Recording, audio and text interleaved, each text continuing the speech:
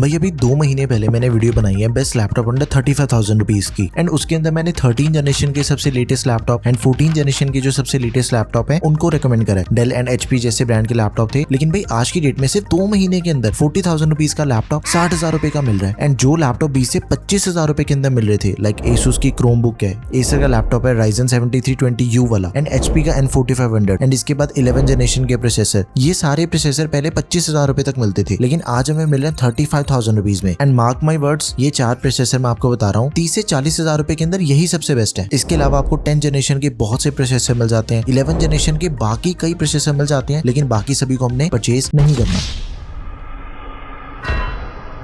And एक और चीज का ध्यान रखना है, कम बजट के लैपटॉप के अंदर ना अवीटा, अल्टीमस ऐसे ब्रांड के लैपटॉप भी आपको मिल जाते हैं मार्केट में, उन्हें भी नहीं लेना।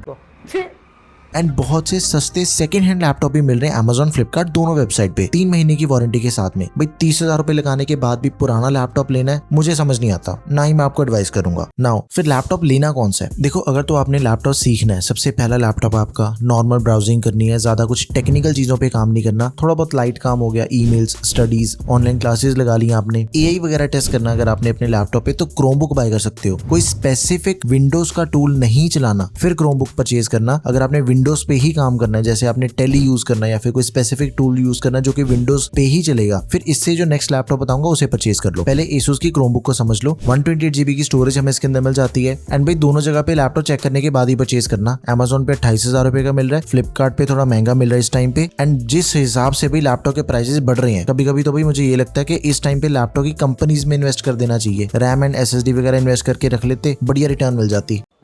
ये क्या हो गया?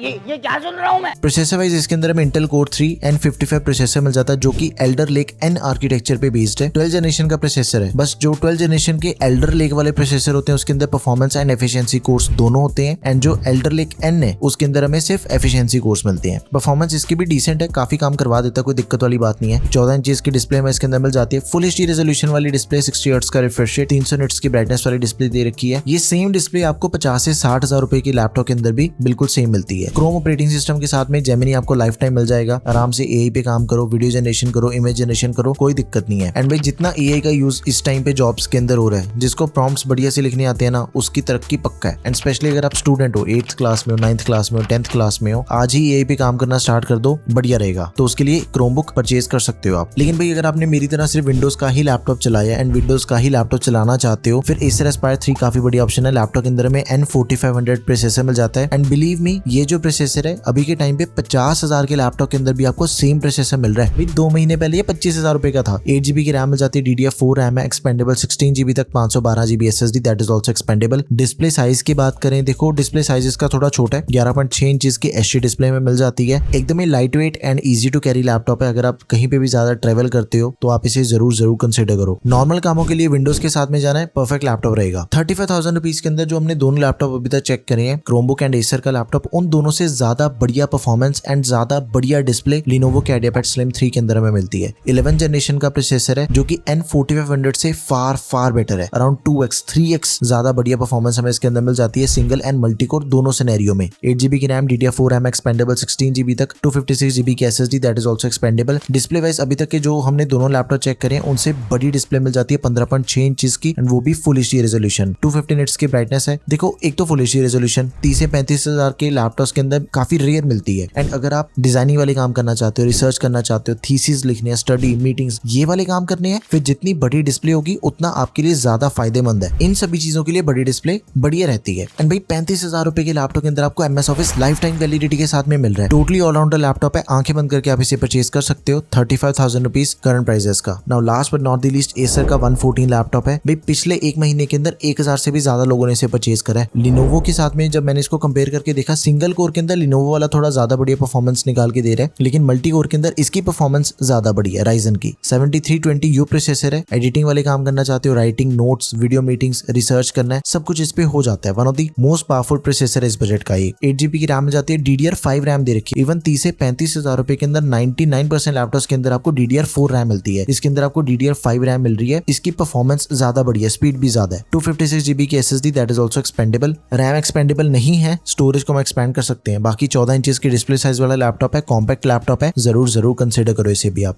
देखो अगर आपको सबसे बढ़िया परफॉर्मेंस चाहिए, लिनोवो का लैपटॉप एंड एसर का लैपटॉप, इन दोनों में से आप कोई भी परचेज कर लो। लेकिन अगर आपने ज्यादा हैवी काम नहीं करने, बजट भी थोड़ा कम है, फिर क्रोमबुक एंड एसर एस्पायर, इन दोनों में से कोई भी लैपटॉप परचेज कर सकते हो। फ्लिपकार्ट के बाइंग लिंक्स आपको मिलेंगे प्रोडक्ट टैब में, डिस्क्रिप्शन बॉक्स में अमेजॉन के लिंक्स हैं। Let me know in the comment section अगर आपकी कोई भी क्वेरी है। That's all for this video guys, thank you for watching the video, peace out.